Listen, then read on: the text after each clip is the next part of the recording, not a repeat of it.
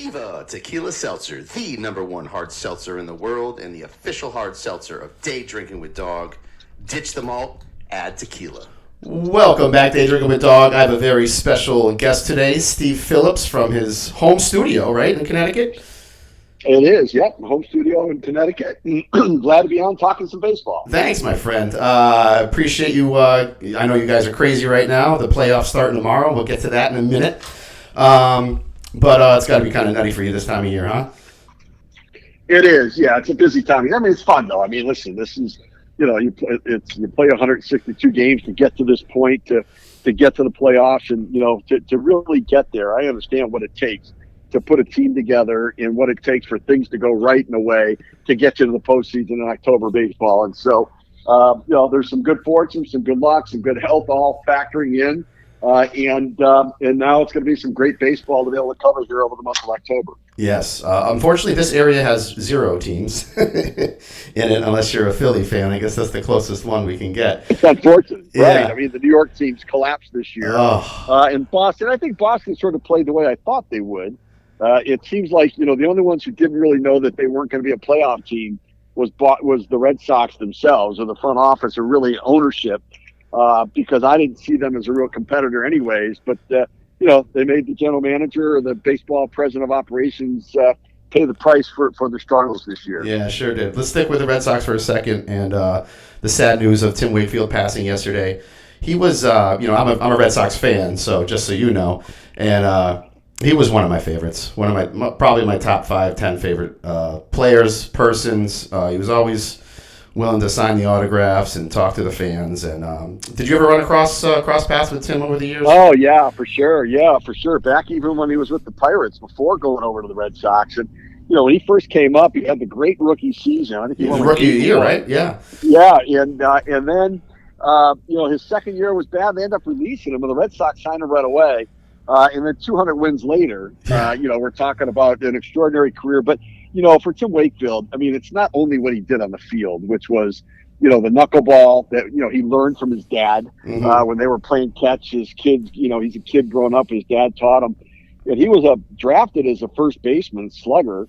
And then after a couple of years, they said, well, if you want to keep playing, you're going to have to convert to pitching. He's like, well, I want to keep playing, so let me try it. And he did. And he turned it into, a 20-some-year career. Pitched until he was 45 years old, 200 wins and 180 losses, and just an extraordinary career. But he was an even better person. Yeah. He was the 8-time nominee for the Roberto Clemente Award. He won the award in 2010. He was a big participant and supporter of the Jimmy Fund up in Boston to raise money for cancer, and was just a solid citizen. Teammates raved about what a teammate he was and what a friend he was. And this is just a devastating loss at 57 years old. Yeah, so young. Certainly thoughts and prayers going out to his wife and kids. Right, and unfortunately she's battling cancer as well. So it's prayers to the family and everyone there involved. Tim was as a fan, I never really played at any level, but as a fan, you get attached to players.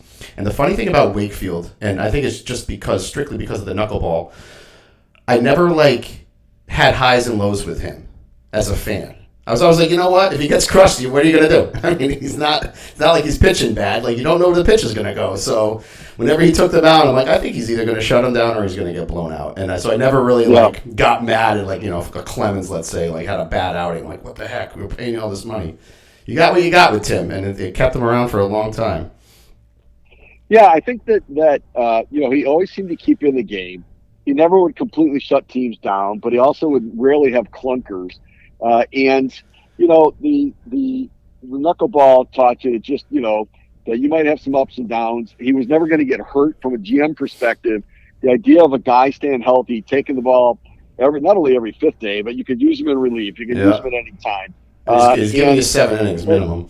And here's the thing, it's not common for knuckleballers to pitch out of the bullpen because, sometimes they don't throw enough strikes. And yet he did that. Right. Obviously, the big home run he gave up to Aaron Boone in 2003 was one he regrets. And after that, he said, I'm now, the next Bill Buckner. But then the next year in 2004, came back with huge extra inning pitching I was just on the going to way bring to the that up. World Yep. Series. And yeah, and so, and then part of the World Series in 2007 as well. Just a top-notch guy. He made the All-Star team one year, and just a well liked and respected gentleman in the game. Yeah, I caught him. I think they were playing Oakland. He had a no-hitter into the 8th where I was at Fenway. I was like, he never got it, but it's heartbreaking to see it. I just have so many memories of him. Yeah, it's a tough loss for sure. So we'll start out with a little bit of your history. Obviously, you played high school and college ball and were drafted by the Mets, correct? Yeah, I signed out of high school. Oh, you did? Okay. I had signed a football scholarship to go to Northwestern.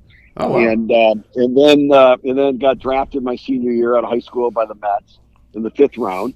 And by the way, my claim to fame is that in that draft, the Mets drafted in the 12th round a young pitcher named Roger Clemens out of San Jacinto Junior College in Texas. And at the time, they had offered Clemens $25,000, and he wanted $35,000. And so Joe McIlvaine, the scouting director for the Mets, flew down 3 different times to watch Clemens pitch in the summer to decide whether to give him the extra $10,000. He got rained out every single time, and they didn't give him the extra $10,000. In the meantime, I had been drafted and I had a scholarship to Northwestern, which tells you how long ago it was. Back in the day, a 4-year scholarship to Northwestern was worth about $48,000, $12,000 a year. I mean, right. It's changed a little bit. And so, I wanted to get about that amount of money just so that that I was going to have money to pay for my education, because this was before that they could factor in, a full-blown college scholarship plan. You could only give $8,000 for a scholarship plan back then.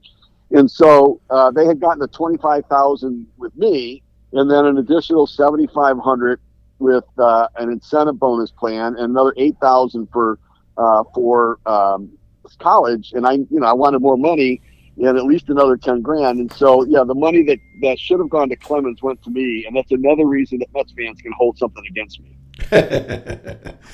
So that it kind of went full circle. So you started working with the Mets organization, and then you rose all the way to the top to be the general manager. Played 7 years in the minor leagues with the Mets, and played with all of the, with Darryl Strawberry and Dwight Gooden and Lenny Dykstra, and Dykstra also part of that 1981 draft that I was in. Billy Beane, who went on to be obviously the general manager and the Moneyball executive, and John Gibbons, who later became a manager for the Toronto Blue Jays. All were part of that era there, and so it was a fun time to be a Met. They had a lot of they weren't good for a while, so there was opportunities. But then they drafted well. Joe McIlvaine, an excellent scout. Frank Casson came in the front office, made some brilliant moves with Keith Hernandez and Gary Carter. And the next thing you know, they're going on to win a World Series. And for me, I played 7 years, went a semester a year to get my degree. So it took me 8 years to get my degree, one semester at a time. But I did it while I was playing ball, and then was working with a company in St. Louis when, just out of the blue, the Mets called and asked if I'd have interest in being considered for an administrative assistant for minor leagues and scouting position in the front office. And so I interviewed, I got the job, and then worked my way up to general manager 7 years later.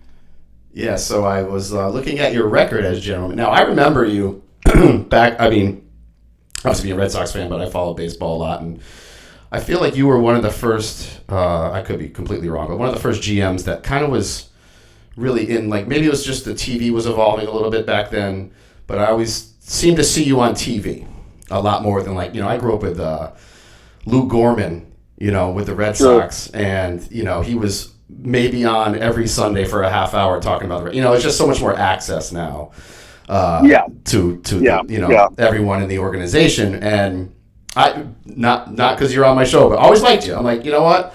And you got quite a record. You got, you drafted David Wright, Scott Kashmir. You signed Jose Reyes. And you had a pretty powerful team in 2000 that lost the World Series, but right. And we lost the World Series in 2000 to the Yankees. Went to the playoffs in '99 and 2000. At that time, it was the first time in Mets franchise history they'd been to the playoffs in back-to-back years. They'd never even done that before 99 and 2000. Even the 86 team didn't make the playoffs in back-to-back years. So, we had a good run of guys there, from John Olerud to Todd Zeile, Robin Ventura, and obviously the pitching staff with Al Leiter and Mike Hampton and Rick Reed. And so, we had a really competitive team. And we always trailed the Braves. We could never catch the Braves. Yeah, that was something back then, huh? In fact, I told Bobby Cox and John Schuerholz, Cox the manager, Schuerholz the general manager, if I ever had to pick them out of a police lineup, I'd have to have them turn around, because I only know what they look like from behind, because we never were in front of them in my time there. But yeah, it was a good run in New York, and it gave me the background and the opportunity to make a career in the media afterwards. Yeah, no, one of your signings too that just threw a dagger straight through my heart was Mo Vaughn. He was probably, at the time of my age, was one of my favorite players, and I'll never forget. Outside of Bo Jackson hitting like the camera in center field at Fenway, that Mo Vaughn home run that went, like, you had that big baggy tarp out there with, like, I think it was a Budweiser sign. Remember that home run he hit? Oh, yeah. It went like 3/4 of the way up that thing. Yeah. A monster shot. So Mo was actually, he had signed with the Angels in free agency, and then he had played there for a year. He had gotten hurt, and he tore his bicep. That's right. Yep. And we were considering doing something, so we went up to the Boston area. He used to work out at the batting cages up there. Bobby Valentine and I and some of my staff went up and watched Mo work out, and decided to take a risk and trade for him. But unfortunately, his knees were giving out, and he was bone on bone in his knees, and ended up having to step away from the game, and insurance had to sort of cover his pay for the rest of it. But he did have an extraordinary career before injuries, started hampering him for the long term. Yeah, I saw him play in the Cape League before, we even knew who the heck he was. Sure, Seton Hall guy. Yeah. And I used to work out in the Cape in the summertime, so we'd go to all the games, and there's just this monster playing first base. Like, damn, this guy's big. But so you had a good run, 6 years, or 7 years, I guess it would be. The Bobby Bonilla, you guys, before you were probably in the organization, but you guys signed him in what, 91? Yeah, so I was an administrative assistant the first time they signed him, and it didn't go well. And I was an administrative assistant for minor leagues and scouting, and it didn't go well. He didn't handle New York energy the way you thought somebody from New York might. Right. And so, they ended up at some point moving on from him. And then, when I was there as the GM, we ended up trading for him. For Mel Rojas. We were trading Mel Rojas. We thought, Rojas is struggling in New York. He had gotten booed in New York. So we figured we'll take somebody else's issue for our issue and hope we can get things going again. We needed an offensive player that could play some third base and first base and switch hits. So he fit in for us nicely. But it didn't go well there. And so we ended up making the decision to release him. And that was when ownership came to me and they said, listen, when Bonilla was here the first time, he was into deferred money. Why don't you reach out to the agent and see if you can defer the $6 million? I think we owed him like $5.9 million or something like that. Yeah. And see if we can't kick the money out 10 years and then pay it out over 25 years, because the Mets had an investment vehicle with Bernie Madoff. Mm-hmm.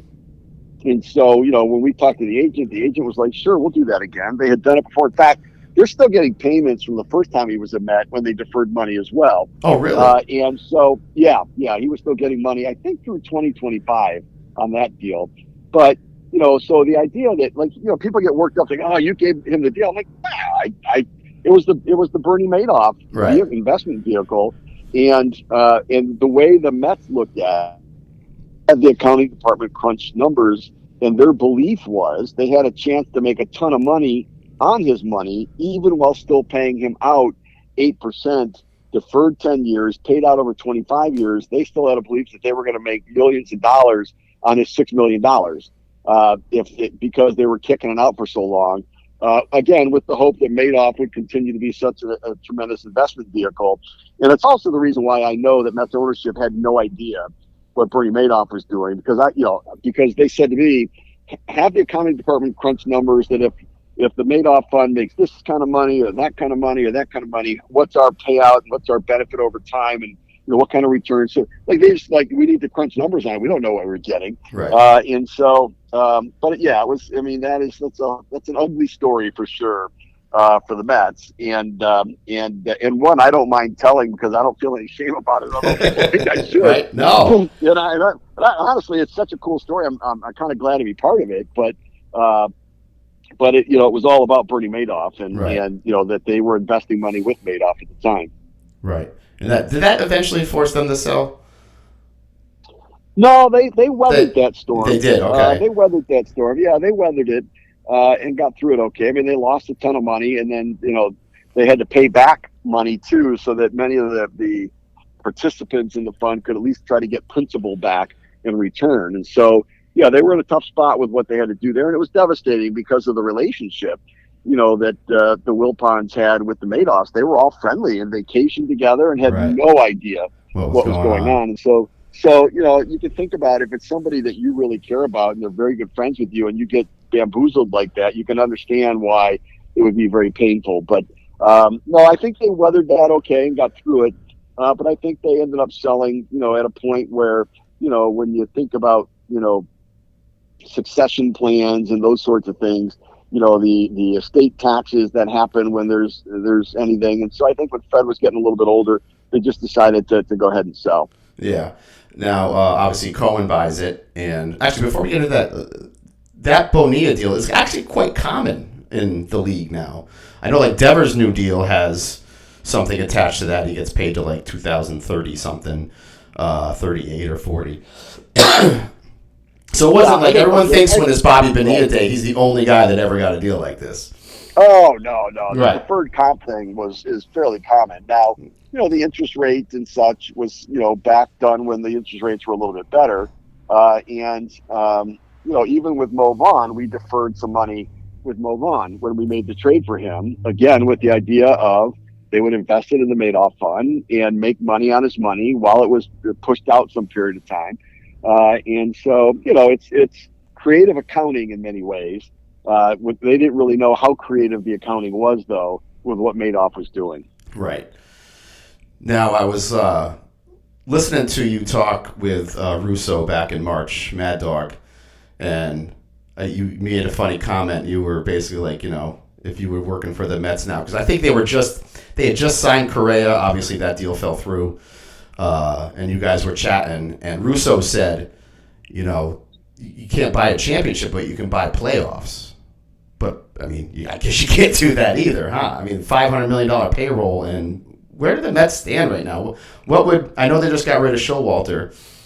What would if you were GMing again the Mets? How do you regroup? Yeah, well, I guess what we learned is $392 million doesn't go as far as it used to. Right. That's what we learned. Yeah. Right. And so, but then again, I don't know that I would have traded Scherzer and Verlander, and here's why. I mean, yeah, you got a couple of prospects in return, and I guess part of it is trying to change the mindset to understand that money really doesn't mean anything to Steve Cohen. Right. And at one point I did the math on when they released Robbie Cano and he had $40 million left on his contract. $40 million is to somebody with $14 billion. It's the same as $287 to somebody with $100,000. Right. So it really doesn't impact in any way. So, they can eat money and not matter and look at it that, I'm going to eat $30 million, but I'm going to get a good prospect. And so that'll help us in the future. And it will. But, if you're going to win next year, and I think they should try to win next year, I would have kept Verlander and Scherzer because the reality is there's not going to be obvious replacements for them in free agency.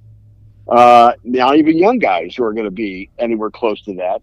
Julio Urias now suspended indefinitely. We don't know if he's going to ever pitch again. Right. He was going to be out there. And so, you're left in a position where you start looking at 2025. I don't know. It just didn't feel to me like they were in a place to completely, give up this year and next year as well this early, especially when you've got money to spend and the ability to do it. So, look, David Stearns is excellent. He is an outstanding executive. He'll do a great job for them. Buck Showalter out. Don't be surprised if Craig Counsell's the next manager. He's a free agent at the end of the season for Milwaukee. He's a free agent. Now, I don't know that Craig Counsell is cut out for New York. It seems to me he's probably more of a protected, smaller middle marketplace because you can't get worked up about the questions you get asked in New York. It seems to me like he at times could have a short fuse. So it'll be interesting to see. But I think as it stands now, you'd have to look at him as the top candidate because he's a free agent, not signed for next year, that he would be, and David Stearns and Counsell have such a good relationship that he's probably the likely candidate in New York. Oh, wow. Some hot news there. I agree with you about getting rid of the two pitchers. I thought it was jumping the gun a little bit on that team. You still got a lot of talent on there. And I always wonder, obviously when you were GM and you had really good years where you were buying, but I always, do you always have to sell if you're not good? You could have just had some injuries one year. You could have had, just bad bounces, bad luck. But you have a good core. And then I feel some teams just kind of give up on it just because, it's the trade deadline. We got to do something. We either buy or we sell. We buy or we sell.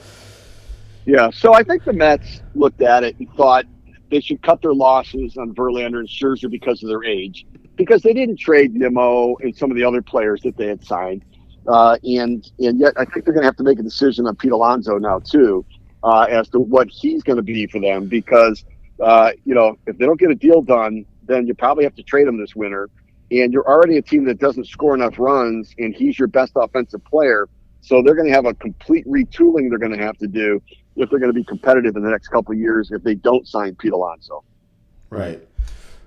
So, like I said before, if you were the GM of the Mets now and you had Cohen's money, is it something you're just licking your chops? Or, there's the Billy Bean way to do it, and obviously you spent when you were there, but you had it's a New York team, it's not Oakland. Is that would that be your route with the Mets? Obviously you have to go buy now. You have to buy pitching because you got rid of your two best pitchers. But you said, there's not much out there. So right, Senga's pretty good. I like Senga a lot. I think he's going to be an ace. But yeah, I think you'd have to spend, and you hope you can develop. But I think at some point they're going to have to get out in the market and start to retool the roster a little bit. They've got some decisions to make on, they have position players that might have some interest to teams out there that maybe they could trade them and bring some pitching back. I don't know what Alonso, the problem with Alonso, he's a trade chip for sure, but he's also a big part of your offense. And his issue is he wants to be paid like Aaron Judge, and he's pretty much boxed in.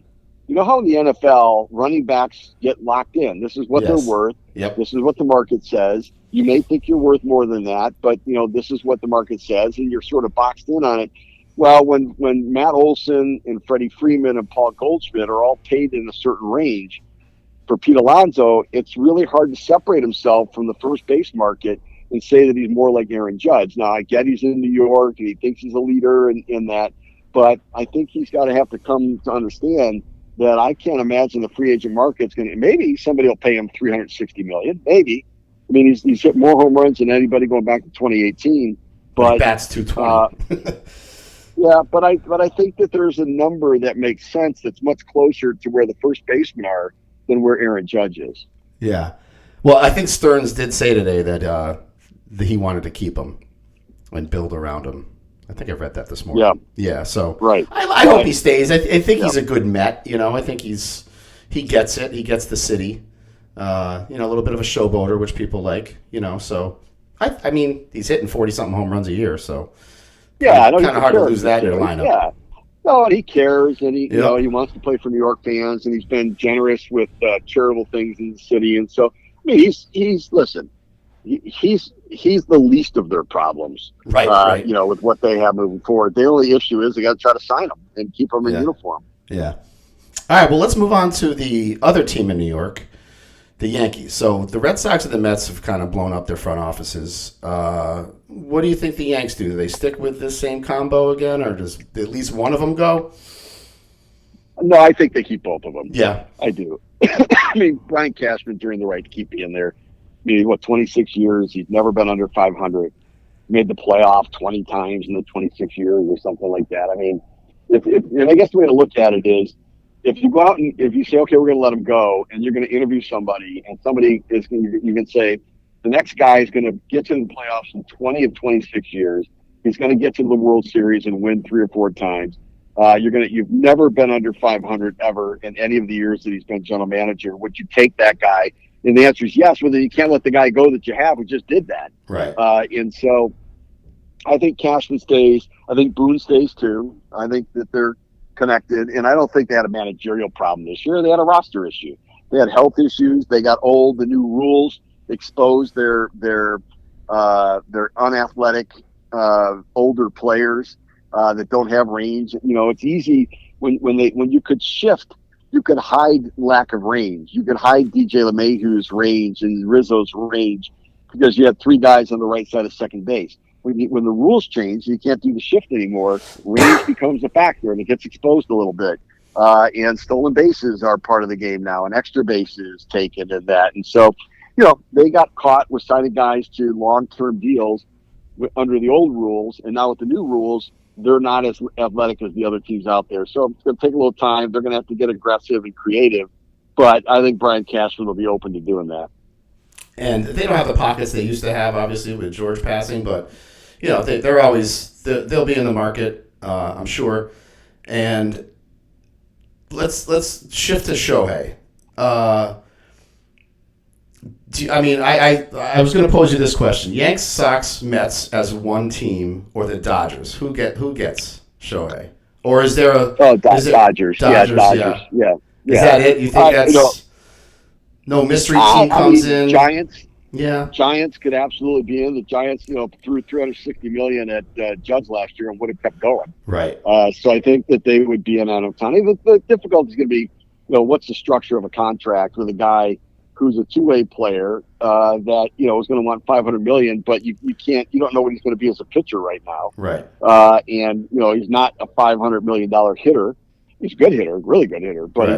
He's not. So finding the right value is going to be difficult. I wouldn't sign Ohtani. I wouldn't. I think the risk is too extreme for the long term for the pitching part of it. Here's the thing: he had Tommy John 5 years ago. He's having it again, or whatever he had done, the procedure again to brace it or that.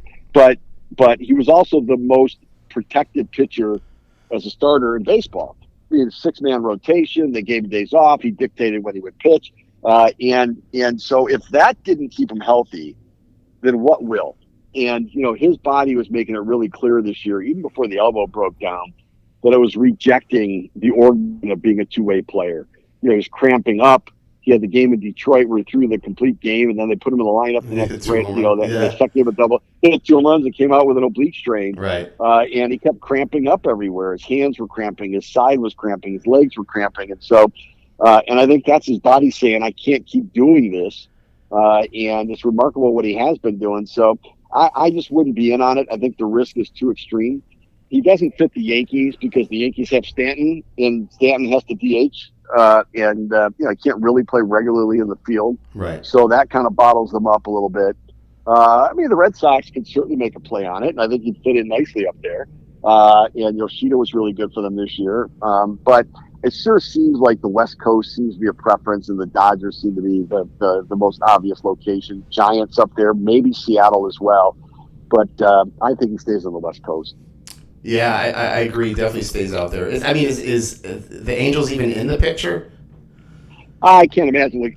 I think that once they pulled the stunt that they did about the putting players on waivers and end of August, I think Ohtani had to be like, what am I doing here? Like, get me away from this. This is nonsense what they're doing. He actually left. He went home, didn't he? Didn't he go to Japan? Well, no, there was a video, but it was an old video. He cleaned out his locker because they knew he was getting surgery. And so he got the surgery done. And that even has been ambiguous about exactly what was done because his agent doesn't want to actually say what it is because he wants to send him out to free agency like there's no concerns and no worries. And so, they're not going to be clear publicly with what exactly was done. They said the ligament that had been replaced previously was intact but then they said there was a tear at the bottom of the ligament. So which is it? Right. And so, and the ligaments don't really heal like that.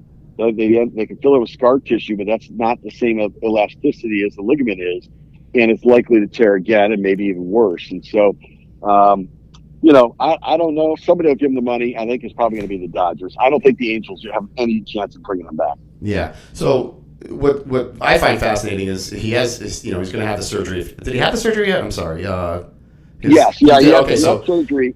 So they said he'll be Tommy John. Yes. So he'll be actually be able to hit next year, just not pitch. Correct. Yes. Right.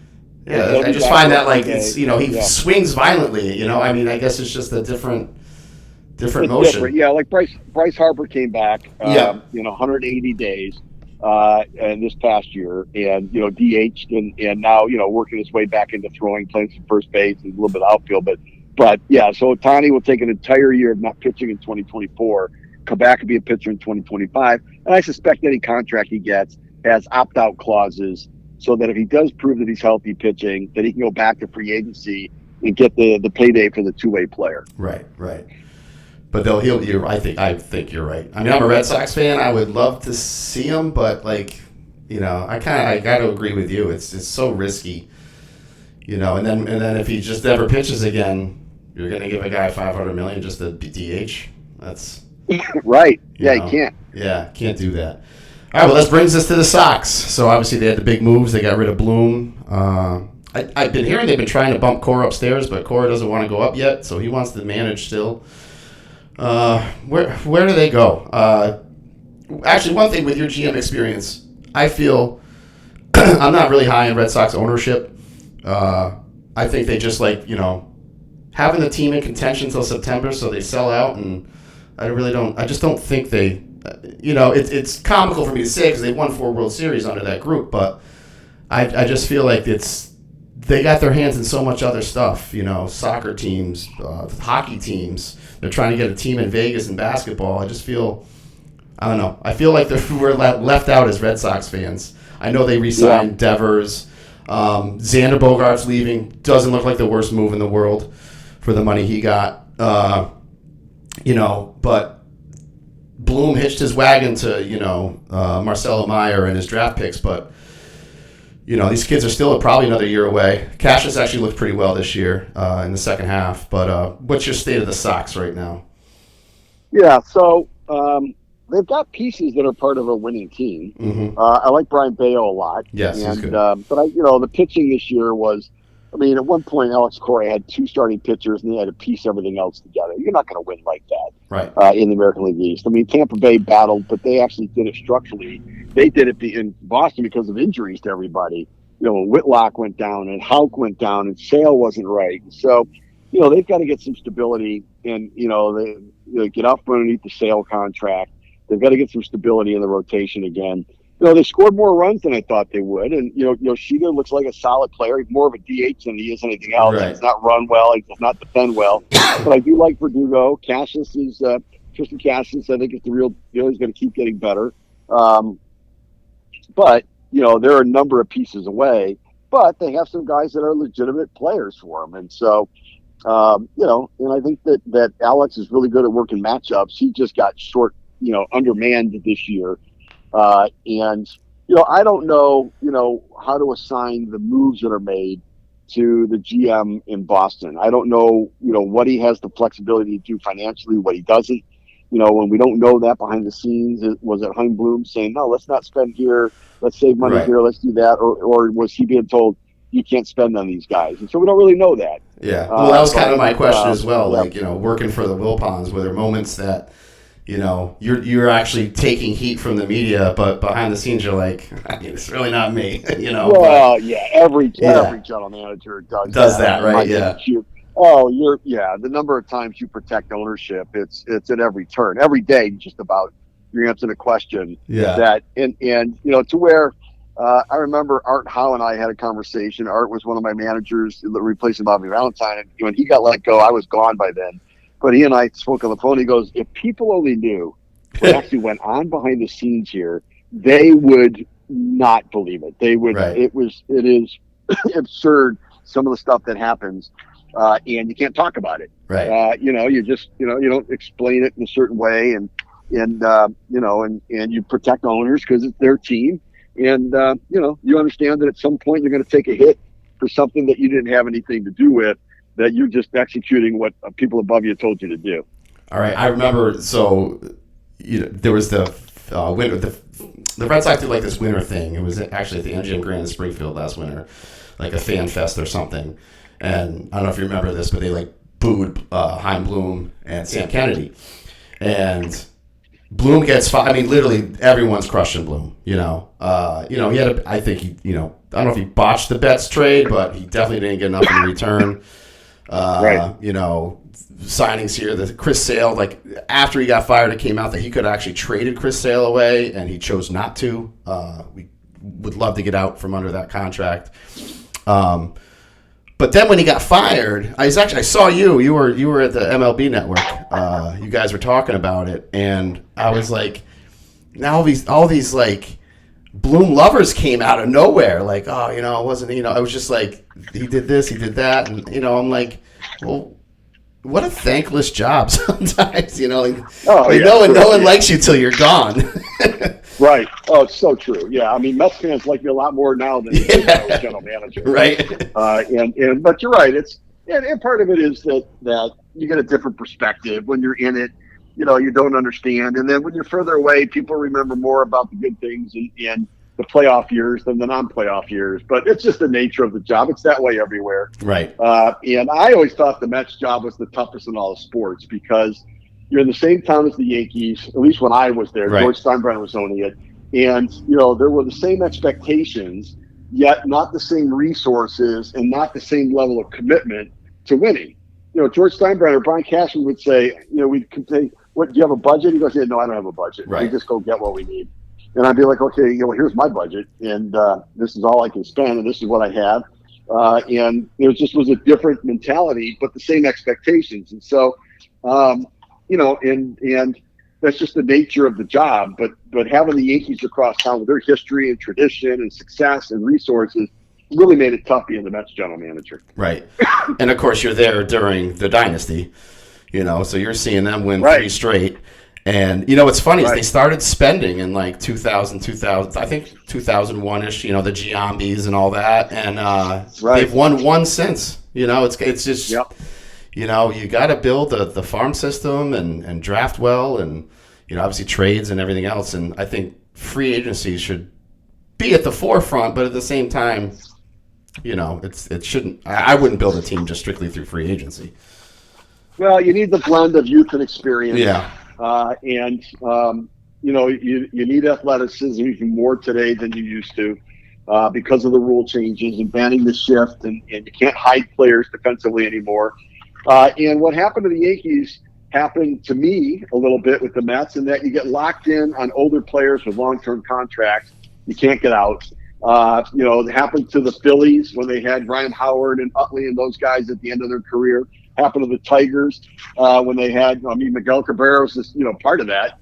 You look at it. Happened to the Angels with Pujols and his contract. And so, the Dodgers have been good about, if they give long-term money, they do it to a younger player, and they're willing to pay older players more money, but for a little shorter period of time. So they don't ever get burnt on the big money for the long term. Right. And so, so there's been some adjustments that have been made over time. And with the Mets right now, I think they're going to be like the Yankees used to be. Just get what you want and let's go win. Right. And then we'll worry about budgets later. Like, I feel just with these rules changes this year, I feel a shift coming to, the younger, more athletic player. Do you think we look back in 10 years and, the older players just aren't kind of hanging on? The Cabreras aren't playing until they're 40-something, and it just becomes more of a youth movement in this sport? You got the Ellie De La Cruzes coming up, and these guys are phenomenal to watch. Yeah. I think there's still going to be room for the vets. Yeah, there's going to be room for the veteran players, but I think that it comes down to, you can't have 4 of them on the same team, and they're going to make less money. Right. So there's still going to be a job for them. They're just not going to get paid. And look, we've seen, teams go where, They don't give the 31 to 33-year-old the 3, 4, or 5-year contract anymore. But they're willing to give the 28-year-old the 10-year contract and still pay him for his age 35, 36, 37 years, like what he's playing when he's 27. And so at some point you're going to get burned on those deals. And they've all proven, almost everyone has proven to be a bust when you start looking at those long-term deals. Right. Who wins the NL MVP this year? Betts or Acuna? Oh, Acuna. What a season, I think it should be a landslide. Right? It's not even close. Yeah. Acuna. Yeah, Betts was making a push in late August there, but I think Acuna when he hit 40 and 70. Yeah, you think all these steals are from the 70 steals, we haven't seen that in a while. Steals are up from 0.5 a game to 0.72 a game. That's a big leap. Yeah, it is a big leap, but I think that I think the rule changes have been a big part of it, and teams are taking advantage of it as well. And I honestly think that they should be stealing more than what they did because the success rate's been about 80%. Right. And the analytics will tell you that anywhere around 73, 74% success rate is satisfactory. And so what it means if it's 80 is that you're not running enough. You got to take more chances. And so we'll see next year what those numbers look like.